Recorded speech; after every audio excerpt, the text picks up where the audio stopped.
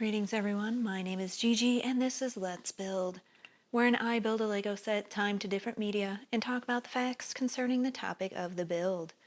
Today's build is the Lego Haunted House versus Resident Evil. The footage I am using from this game is for science, educational, and research purposes.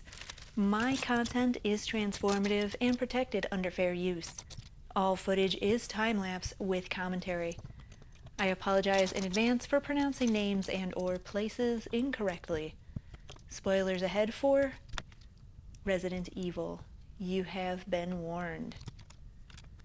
Specifications of the Lego set. If you love ghosts, ghouls, and things that go bump in the night, we've got a treat for you. The Lego Haunted House. Take time out of everyday life and explore something extraordinary as you discover the thrills and surprises packed into this stunning building project. Spookily good details bring the story to life. Take your time building this impressive haunted house model before exploring all the intricate details hidden within. The house opens up, making it easy to explore inside, where you'll discover a working free-fall ride plus automatic doors at the top of the tower. See the haunted house front doors close for a spooky effect. Add the Lego powered up components, sold separately, to control the elevator via a power up app. A building project that's full of thrills from the Fairground collection. This haunted house is part of a collection of Lego building kits for adults who appreciate clever design. This model also makes a scarily good gift, birthday present, or Christmas gift. It is retired now, though. We have introduced new packaging for adult builders to make it easier to find products related to their interests and passions. Be it sports, film, art, vehicles, landmark buildings, or fairground icons, Lego sets bring these to life in brick form. With the new packaging clearly showcasing which interest each product relates to, we took the decision to discontinue Creator Expert branding. While the brand won't be featured on future packaging and in communication, our product range will continue to include the same advanced build, collectible sets, guaranteeing hours of building enjoyment. This creepy Lego haunted house model provides hours of enjoyment for anyone looking to unwind with a new project. Build the spooky horror house, then explore its impressive features and delightful details. Why should kids get to have all the fun when it comes to scary toys? This building kit is designed for adults, but it includes lots of playful features, such as free fall ride, haunted doors, and a cursed painting.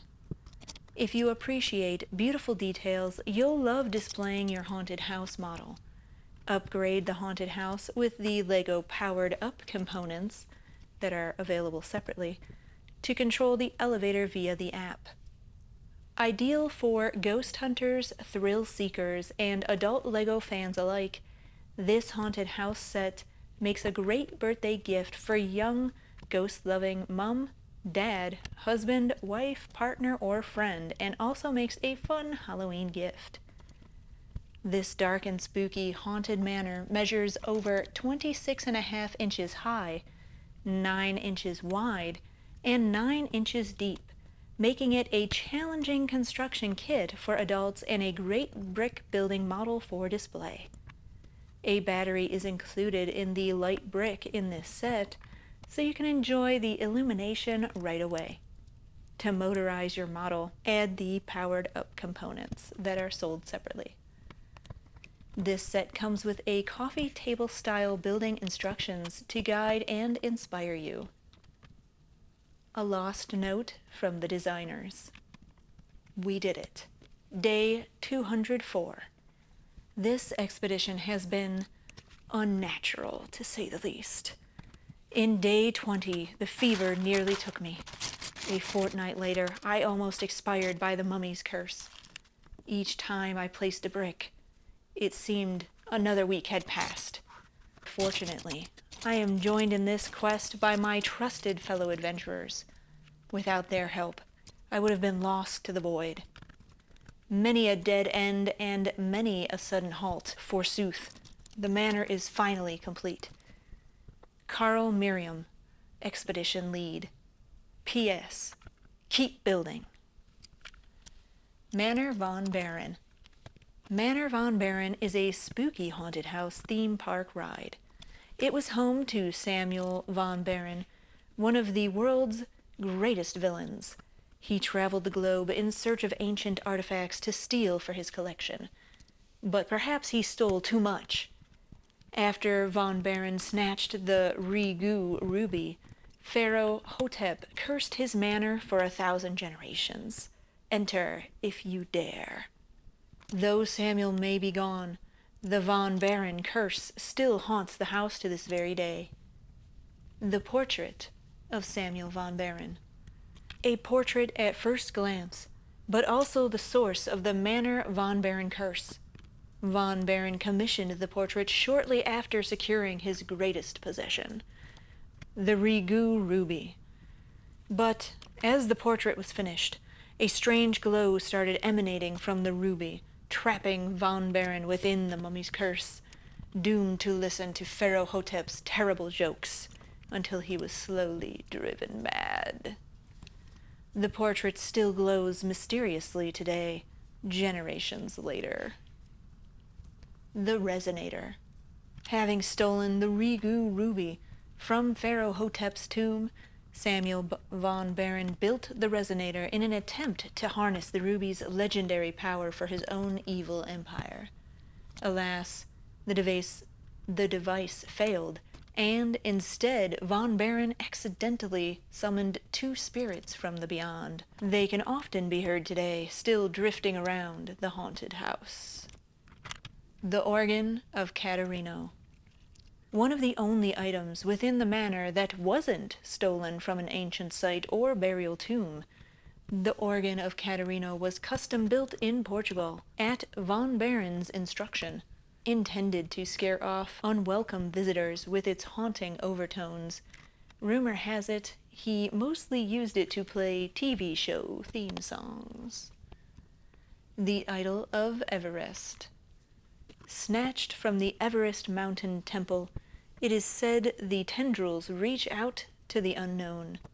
It also makes a great coat rack. The Obelisk of Evil. Von Baron stole this obelisk because it had the most evil inscription he had ever seen. The Head of Anubis. Airlifted out of the Temple of Anubis. Supposedly they are just for decoration. That's it, and that's all. The Face of the Sphinx. The very first Egyptian item that the Baron stole. The entire manor was built around it. The Escape Plan. Von Baron lined the face of the Sphinx with dynamite, just in case any curses came along with it. The Golden Dingus. As von Baron reached out for the Golden Dingus, the Yeti suddenly appeared and ate his left hand. Luckily, he already had a hook for the left hand, so he simply replaced it with another. The Orb of Ogle. A prototype for the mind control superweapon used by the evil Ogle Empire. Von Baron always kept one handy for a rainy day. The Box of Junk. A heavy, dusty box of junk. A faded sticker reads, "I love trash." The Altar of Alhazred. It is unknown for what dark rites this heavy-looking stone table was originally intended, but the Baron used it for light reading on rainy days. The Forbidden Skeleton. Some say Sam Sinister's car exploded while running from the law, leaving only his skeleton and a top hat behind. Some say there was once a third twin butler. No one knows for sure. The Madman's Elevator. After being driven mad by Pharaoh Hotep's terrible jokes, Von Baron began the construction of the elevator. Having lost his mind with the mummy's curse, Von Baron ordered that the elevator would lead to nowhere. When asked about the elevator, he would simply reply, "It has its ups and downs," before exploding into manic laughter. A haunted attraction is a form of live entertainment that simulates visiting haunted locations or experiencing horror scenarios. They usually feature fearsome sets and characters, especially demons, ghosts, skeletons, zombies, monsters, possessed people, witches, serial killers, and slashers. Humorous characters may also be included. Haunted attractions may be set up at many kinds of locations. Built attractions or existing structures in which attractions may be operated include temporarily constructed simulations of haunted houses, or actual abandoned or dilapidated houses, abandoned asylums, defunct prisons, defunct or active amusement parks, defunct or active ships, defunct factories, defunct or active barns, and shopping malls. Outdoor places hosting such attractions include corn mazes or cornfields, hedge mazes, farms, including haunted hayrides, wooded areas or forests, and parks. Haunted attractions, also known as haunts or mazes within the industry, use many effects such as lighting, animatronics, CGI, scent dispersers, fog machines, spinning tunnels, air blasters, spooky old antiques, gory images, and intense scenes of horror, terror, torment, murder, mischief, or comedy. Visitors often encounter actors in elaborate and often scary costumes, masks, and prosthetics. They may perform skits or lurk and come out unexpectedly to frighten, shock, disturb, or amuse the customers. If the horror attraction includes a storyline, it may include a character that serves as the main antagonist to the attraction's story. Haunted attractions typically operate from the last week of late September or early October to the last week of October or first week of November. There is also a subculture of permanent haunted attractions that are open year-round, and a few that are open for special occasions, such as haunt conventions or spring break, also called scream break. Some attractions are run by charities as fundraisers. In Japan, there is a tradition of making ghost houses in the summertime, as fear is believed to ward off the heat by giving you the chills. They typically feature frightening creatures from Japanese folklore, ghosts, demons, sinister crucifixes, and other things that are brought to life thanks to decorations, sound effects, and animatronics. A story is often told to visitors before they receive a mission that they must accomplish in the house. A history. One of the first recorded purpose-built haunted attractions was the Orton and Spooner Ghost House, which opened in 1915 in Liphook, England. Closely resembling a carnival funhouse, it was powered by steam. It still exists in the Honeycomb Steam Collection. The background for the creation of the Horton and Spooner Ghost House might be seen in the 18th and 19th century London and Paris, when literature, performances by magicians, spiritualists, and psychics, as well as theatrical shows and attractions introduced the public to gruesome entertainment. In 1802, Marie Tussaud scandalized British audiences with an exhibition of wax sculptures of decapitated victims of the French Revolution, including King Louis XVI, Marie Antoinette, Robespierre, and Jean-Paul Marat. Her exhibits exist today in the Chamber of Horrors in Madame Tussauds in London. In France, from 1897, the Grand Guignol Theatre was scaring audiences with graphically staged horror entertainment. The Phantasmagoria show existed even earlier, but a well-known version in 1797 Paris was the Phantasmagorie, which made use of magic lantern projections and crude special effects. Halloween-themed haunted houses in America seemed to begin emerging during the Great Depression, about the same time as trick-or-treating. During the 1930s, 40s, and 50s, it was common for magicians to use supernatural themes in their stage performances, which evolve into the tradition of the traveling ghost show, often referred to as a spook show or creep show, and incorporate comedy, displays of mentalism, and theatrical special effects. During the 1950s, these specialized shows were often performed as pre-show entertainment for screenings of popular horror movies. The Haunted Mansion opened in Disneyland on August 9, 1969, and was highly successful, soon gaining a single-day record of 82,516 guests. In 1973, Knott's Berry Farm began hosting its own Halloween night attraction, Knott's Scary Farm. Evangelical Christians became early adapters of an alternate Halloween attraction.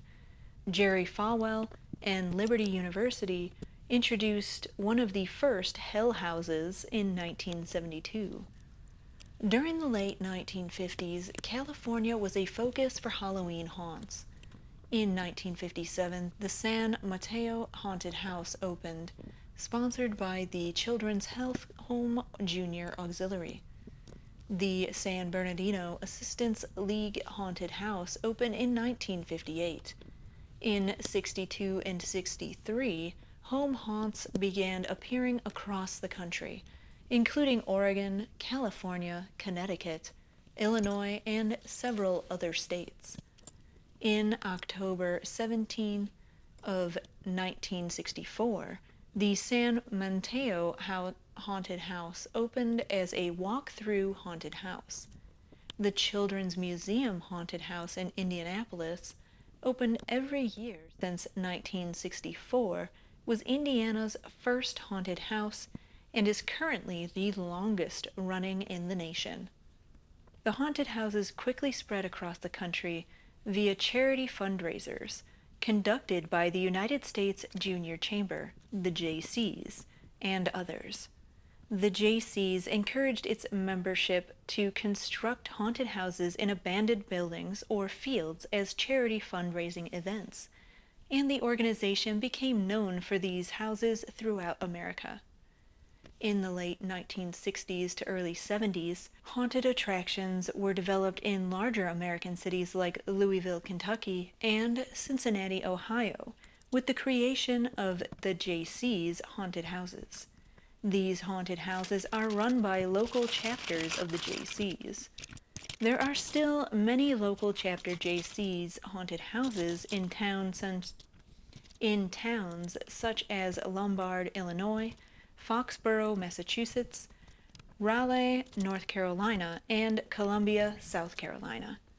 The former Huntington JC's haunted house, now known as the Haunted Hotel 13th Floor, was operated by volunteers in October of 1963. The first verifiable JC haunted attraction as recognized by the JC's national office was in the WSAI Haunted House in Cincinnati, Ohio, operated by the Sycamore Deer Park JCs of 1970. In 1974, the Haunted Schoolhouse, located in Akron, Ohio, opened to the public and is still in operation to this day. The March of Dimes copyrighted a mini haunted house for the March of Dimes in 1976 and began fundraising through their local chapters by conducting haunted houses soon after. Although they apparently quit supporting this type of event nationally sometime in the 80s, some of the MOD or mod houses have persisted until this day.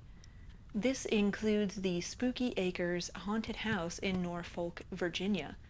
Others open during this period include Indio, California in 1976, one in Salt Lake City, Utah in '89, and one in Honolulu, Hawaii in '97. Mod haunted houses continuing much beyond the late 80s would be considered outliers. The beginning of the end for this charity haunt can be traced to a singular event. The haunted castle at Six Flags Great Adventure caught fire on the evening of May 11th, 1984, in Jackson Township, New Jersey. 8 teenagers lost their lives in the fire. There were criminal charges filed, civil lawsuits, numerous investigations, and the inevitable result that fire safety laws, included building codes and inspections, were tightened up considerably nationwide. The net effect was to make charity attractions less economically viable than they were before. Better construction materials were required, and fire safety equipment was required, making a temporary venue too expensive for many charities to afford. As a result, the larger, better-funded for-profit operators moved in as the charities were moved out. The fire caused wide-ranging changes for all amusement buildings. Previously, operators were able to avoid fire codes because such attractions were used temporarily. The haunted castle fire pointed to an unattractive reality that forced tighter regulation. Professional haunted houses began to show up in the United States about the same time as the nonprofits.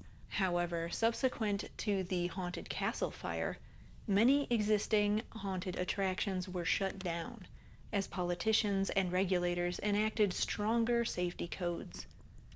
Volunteer and nonprofit organizations struggled to compete against the new for-profit competition under the tighter rules. Many were forced out of business either from the added competition or the inability to fund safety requirements. The JCs got pushed out because their haunted houses were fairly basic. In order to increase off-season attendance, theme parks entered the business seriously in the late 80s and early 90s. Six Flags launched Fright Fest in 1986 to '89, and Universal Studios began Halloween Horror Nights in '91. Although Knott's Berry Farm launched their Knott's Scary Farm in 1973, given America's obsession with Halloween as a cultural event surging in the 90s, Knott's saw their attraction take off. Theme parks have played a major role in globalizing the holiday. Universal Studios Singapore and Universal Studios Japan both participate, while Disney now mounts Mickey's not-so-scary Halloween events at its parks in Paris, Hong Kong, and Tokyo, as well as in the United States. The theme park haunts are by far the largest, both in scale and attendance. A haunted house, mansion, or castle. A haunted house, haunted mansion, or haunted castle is a type of haunted attraction that usually takes place indoors. Visitors may experience intense animatronics, bloody and frightening set pieces, rustic antiques, scary music and sounds, dynamic lighting, fog, costumed actors with elaborate makeup or masks, and other special effects used to create scenes of terror. Nobel's Amusement Resort in Islesburg, Pennsylvania, has a haunted house dark ride. The Haunted Mansion is popular with patrons at Disney locations around the world. Miracle Strip Amusement Park in Panama City Beach, Florida, had a haunted castle ride in the amusement park itself until it closed down in 2004.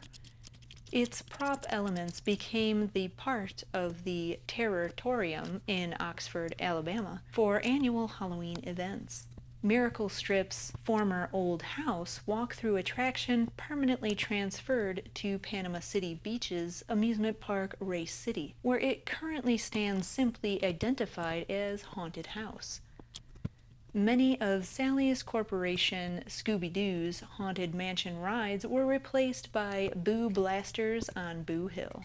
Haunted houses or mansions for an annual Halloween season can be located in hospitals, grocery stores, shopping malls, warehouses, semi-trailers, factories, boats or ships, dilapidated homes, etc.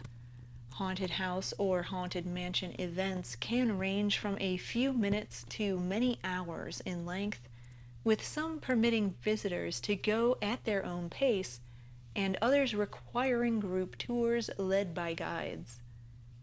A number of the largest seasonal attractions feature multiple haunted houses in the same site. For example, in 2015, Pure Terror Scream Park in Monroe, New York, was awarded the Guinness World Record for largest walk-through horror attraction. In terms of appearance, the prototypical haunted house in America can probably trace its roots to the 1925 painting House by the Railroad by Edward Hopper. This painting also looks to be the inspiration for the house on the hill from Beetlejuice. Resident Evil is a 1996 survival horror game developed and published by Capcom for the PlayStation. It is the first game in Capcom's Resident Evil franchise. Set in the fictional Arklay Mountain region of the Midwest, players control Chris Redfield and Jill Valentine, members of the elite task force STARS, who must escape a mansion infested with zombies and other monsters. Resident Evil was conceived by the producer Tokoro Fujiwara as a remake of his 1989 horror game Sweet Home. It was directed by Shinji Mikami. It went through several designs, first as a Super NES game in '93, then a fully 3D first-person PlayStation game in '94, and finally a third-person game. Gameplay consists of action, exploration, puzzle solving, and inventory management. Resident Evil established many conventions seen later in the series and in other survival horror games, including the inventory system, a save system, and use of a vitals monitoring system instead of a health counter. Resident Evil was praised for its graphics, gameplay, sound, and atmosphere, although it received some criticism for its dialogue and voice acting. It was an international bestseller and became the highest-selling PlayStation game at the time. By December of '97, it had sold 4 million copies worldwide and had grossed more than $200 million US. Resident Evil is often cited as one of the greatest and most influential video games ever made. It is credited with defining the survival horror genre and with returning zombies to popular culture, leading a renewed interest in zombie films by the 2000s. It created a franchise including video games, films, comics, novels, and other merchandise. It has been ported to the Sega Saturn, Windows, and Nintendo DS. Resident Evil 2 was released in '98, and a remake was released on the GameCube in 2002. Gameplay. In Resident Evil, the player chooses to play either as Chris Redfield or Jill Valentine as they explore the Spencer Mansion to find their missing compatriots and secure an escape route. The environment is presented from a third-person perspective, using fixed camera angles and pre-rendered backgrounds, while the player uses tank controls to move. Certain parts of the environment can be examined, items can be collected, heavy objects can be pushed around, and the player can navigate from room to room using doors, stairs, or elevators. Both characters have different perks. Chris has more health, handles heavy weapons more effectively, and starts with a lighter for solving certain puzzles, while Jill has an increased inventory capacity and starts with a lockpick that opens several locked doors which Chris must find keys for. Chris and Jill begin with only a survival knife and a Beretta M92FS, and zombies and various other monsters scattered around the mansion will attack them on sight. While the player can procure other firearms to defend themselves, including a Remington Model 870 and a Colt Python, there is limited ammunition throughout the area, preventing the player from killing everything they come across. Taking damage depletes the player's health, shown in an electrocardiogram in the inventory screen. It can be restored using herbs and first aid sprays, but if the player takes too much damage, they will die and must restart from their last save. The player has a limited inventory capacity of 6 slots for Chris, or 8 slots as Jill. Spare items can be deposited in item boxes found inside various safe rooms, alongside typewriters that let the players use ink ribbons to save their progress. In the inventory screen, items can be saved, equipped, discarded, or combined with each other to produce various effects, such as combining 2 herbs to increase their potency, or making an item needed to progress. Certain items are needed to solve puzzles and either provide the player with more supplies or open new areas. Each player has a supporting partner that joins them during the story. Field medic Rebecca Chambers for Chris, weapons specialist Barry Burton for Jill. Depending on the player's actions, their partner can either die or accompany them throughout the entire game. Different endings exist depending on whether the player is able to save their partner and or the other playable character and escape with them. Plot: on July 24, 1998, the Bravo team of the Raccoon City Special Tactics and Rescue Service, known as STARS, was sent into the surrounding Arclay Forest to investigate a recent string of cannibalistic murders. When contact with them is lost, Alpha Team is sent out to investigate, consisting of Chris Redfield, Jill Valentine, Barry Burton, Joseph Frost, Brad Vickers, and Captain Albert Wesker. They discover Bravo Team's helicopter crashed in the forest, with pilot Kevin Dooley dead at the scene. Alpha Team continued to explore the surrounding forest, but are suddenly attacked by a pack of ravenous Dobermans. Joseph is mauled to death, while Brad flees in their helicopter. The survivors flee from their pursuers, eventually taking shelter in a mysterious mansion. One member of Alpha Team, Barry in Chris's story, Chris in Jill's story, is separated and does not make it inside. The player character splits off from the others to investigate noises coming from the West Wing, but discovers Bravo Team's member Kenneth J. Sullivan is being eaten by a zombie. When Wesker mysteriously vanishes, alongside Jill in Chris's story, the player is left to explore the mansion alone and attempt to find their allies. As they explore, they find Bravo Team has been massacred. Forrest Speyer was pecked to death by infected crows, while Richard Aiken dies from venomous poisoning after being bitten by Yawn, a giant mutated snake, and Captain Enrico Marini is shot dead by a mysterious sniper just after revealing that there is a mole in STARS. The only Bravo Team survivor, field medic Rebecca Chambers, is rescued by Chris.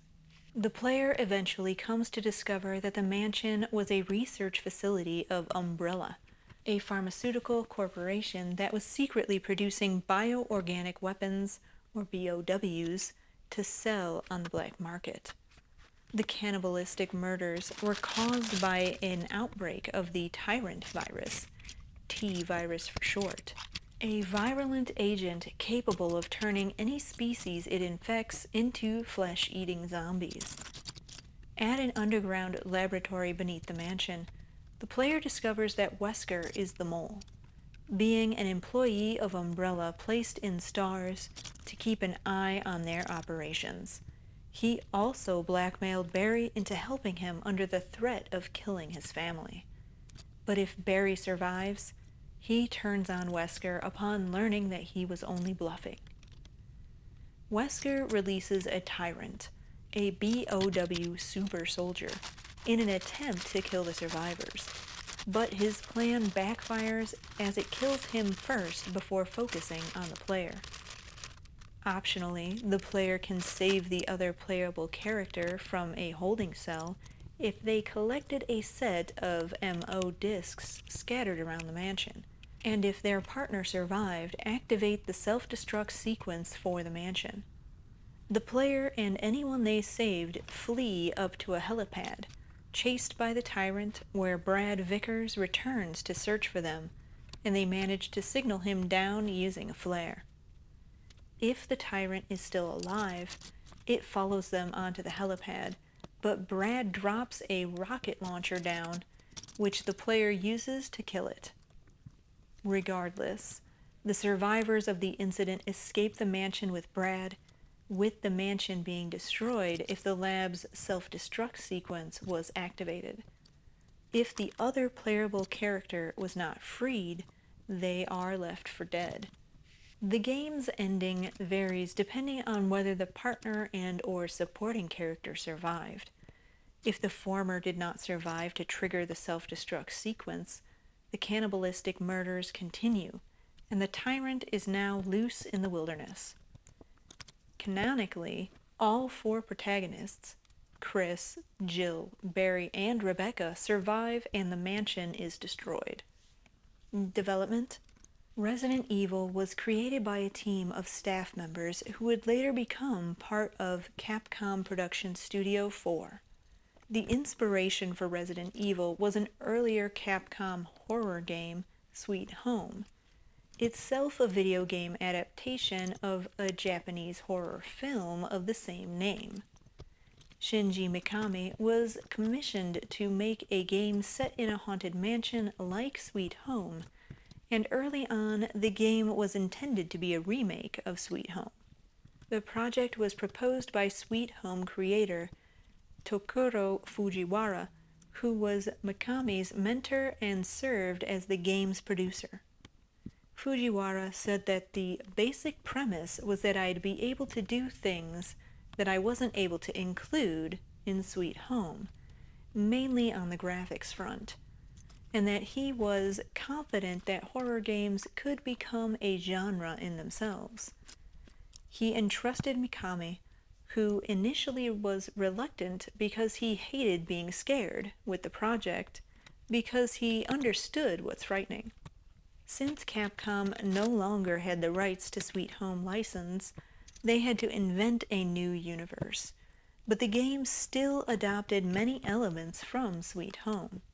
Resident Evil was based on Sweet Home's gameplay system, adopting many elements from the game, including the limited item inventory management, the mansion setting, the puzzles, the emphasis on survival, the door loading screens, the use of scattered notes and diary entries as storytelling mechanics, multiple endings depending on how many characters survived, backtracking to previous locations in order to solve puzzles later on, the use of death animations, individual character items such as a lockpick or a lighter, restoring health through items scattered across the mansion, the intricate layout of the mansion, and the brutally horrific imagery. Part of the inspiration for limited ammunition came from the MSX port of the game Alcazar, The Forgotten Fortress. According to scenario writer Kenichi Iwao, the idea of having limited ammunition was inspired by the limited amount of supplies in the game's randomized dungeons. Iwao wanted to make more elements from the game, such as adding more ways to attack zombies with such items as mines and traps, but was unable to due to the schedule constraints. Production began in 1993, and the game took 3 years to develop. During the first 6 months of development, Mikami worked on the game alone, creating concept sketches, designing characters, and writing over 40 pages of script. The project was originally planned for the Super NES, before moving development to the PlayStation in '94. Koji Oda was working on the Super NES version after having worked on Super Ghouls and Ghosts from '91. Oda revealed that the setting was originally more of a hellish place, before being changed to a more realistic setting. Several of the Resident Evil's mansion's pre-rendered backdrops were inspired by the Overlook Hotel, the setting for the 1980 horror film The Shining. Mikami also cited the 1978 film Dawn of the Dead as a negative inspiration for the game. The game was initially conceived as a fully 3D first-person update of Sweet Home, influenced by the game's first-person battles, with action and shooting mechanics. A first-person prototype was produced and initially featured a supernatural, psychological Japanese horror style similar to Sweet Home, before opting for an American zombie horror style influenced by George A. Romero films. During production, Mikami discovered Alone in the Dark from '92, which influenced him to adapt a cinematic fixed-view camera system. Mikami said that if it was not for Alone in the Dark, Resident Evil would have had a first-person view instead. Mikami was initially reluctant to adopt Alone in the Dark's fixed-view camera system, saying it had an effect on immersion, making the player feel a bit more detached, but eventually adopted it because the use of pre-rendered backdrops allowed a higher level of detail than his fully 3D first-person view prototype, which didn't get along so well with the original PlayStation's specs. A concept art claimed to be one of the original first-person prototypes has been available since the '90s, showing more similarity to Doom rather than Alone in the Dark. A first-person perspective was not used again for the mainline Resident Evil series until Resident Evil 7 Biohazard from 2017. A later prototype featured cooperative gameplay, but this feature was eventually removed, as Mikami said that it technically wasn't good enough. Early footage of this co-op prototype was revealed in '95. At this stage of development, a local co-op mode was present along with different outfits. A later demo made for the '95 V-Jump Festival presentation in Japan featured real-time weapon changes with the co-op mode removed and rudimentary character models and textures. An early '96 preview in Maximum Console magazine featured a graveyard and a slightly different version of the final boss. The graveyard, which was removed from the final game, eventually made it into the 2002 remake. Also featured in the game until late in development were guest houses and a tower, which were replaced by the guardhouse and the lab respectively. Another feature that was removed from the final game was the real-time weapon changing from earlier '95 V-Jump demo. Capcom did not use any motion capture in the game, despite having their own motion capture studio. Instead, the animators referred to books and videos to study how people, spiders, and other animals encountered in the game move. In pre-production, other characters were conceived. Dewey, an African American man, was intended to perform a comic relief role, while Geltzer, a big cyborg, was a typical strongman character. Both were later replaced by Rebecca and Barry, respectively. Almost all development was done on Silicon Graphics hardware using the software program Softimage. The PlayStation was chosen as the lead platform because the development team felt it was the most appropriate for the game in terms of things such as the amount of polygons. The development team had upwards of 80 people toward the end of the game's development.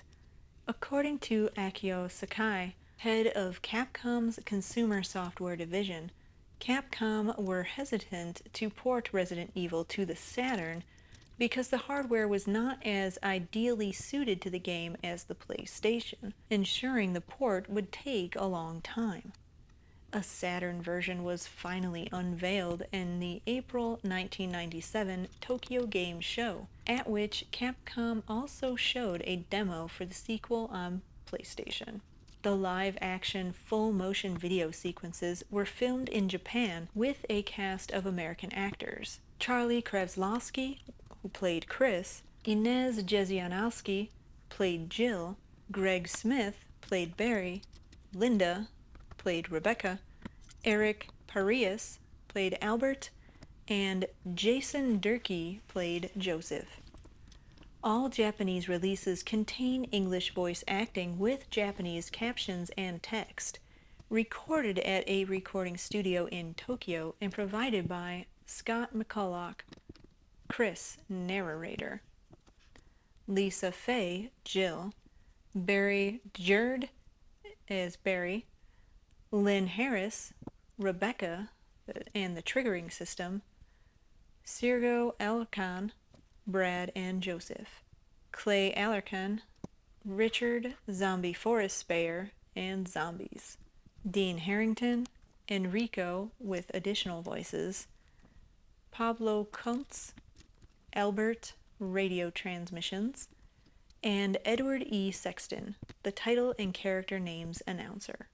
Harris was also the voice director for the game, basing her direction on making it camp, loosely based on The Dawn of the Dead, The Blob, and the Rocky Horror Picture Show.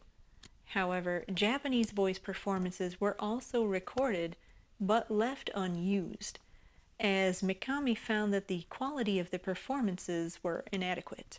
However, the lead programmer, Yasuhiro Ampo, later said that, due to all of the development staff being Japanese, they were unaware of the poor localization that apparently hindered the realism and immersion of the title for the international release, which was one of the reasons for the redub in the 2002 remake. The original Japanese PlayStation version also features a local ending theme, "I Won't Let This End as a Dream," performed by Japanese rock artist Fumitaka Fuchigami, that is not in any other versions of the game. Fujiwara said that the game was originally targeted toward a core audience and that he only expected it to sell around 200,000 copies before the game went on to sell millions. Mikami said that he was a little worried about how well a horror game would really sell. Anpo said that Capcom did not expect the game to be successful. English localization. Biohazard was renamed for the North American and European markets after Chris Kramer, the director of communications at Capcom, pointed out that it would be impossible to trademark in the United States. Among others, the 1992 video game Biohazard Battle and the New York alternative metal band Biohazard were already using the name. Capcom ran an internal company contest to find a new name. Resident Evil was chosen since the game takes place in a mansion. Kramer thought that the name was super cheesy, but the rest of the marketing crew loved it and were ultimately able to convince Capcom Japan and Mikami-san that the name fit. The cover artwork for the American and European release was created by Bill Sienkiewicz. The original PlayStation version of Resident Evil went through several changes between its original Japanese release and its international counterparts.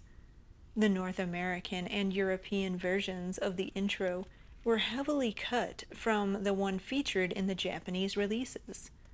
Shots of mangled corpses, a Cerberus zombie dog being shot, Joseph's death, and Kenneth's severed head were edited out, as well as scenes featuring Chris Redfield smoking cigarettes. Despite these tweaks, the game was ultimately released on the PlayStation as one of the first games to receive the mature rating from the International Software Rating Board. In the game itself, the auto-aiming function was disabled, and the numbers of ink ribbons found by the player were reduced. Capcom also planned to eliminate the interconnected nature of item boxes, meaning that items could only be retrieved from the locations from which they were originally stored. This change made it in preview copies of the US version, but was removed from the retail release. This particular game mechanic would resurface in the GameCube remake as part of an unlockable difficulty setting. Shinji Mikami noted that they made the American version harder at the request of the American staff, so that the game could be rented and not completed in just a few days. Mikami said that this version proved fairly difficult for Capcom staff, who had to play very carefully to complete it. Accolades. Resident Evil was the first game to be dubbed a survival horror, a term that was coined for the genre. It was ranked as the 91st top game of all time by Next Generation in 1996, stating that it successfully redefined the genre, which started with info games, Alone in the Dark. In '96, GamesMaster rated the game 14th on their top 100 games of all time. Game Informer referred to the original Resident Evil as one of the most important games of all time in 2007. In 2012, Time named it one of the 100 greatest video games of all time.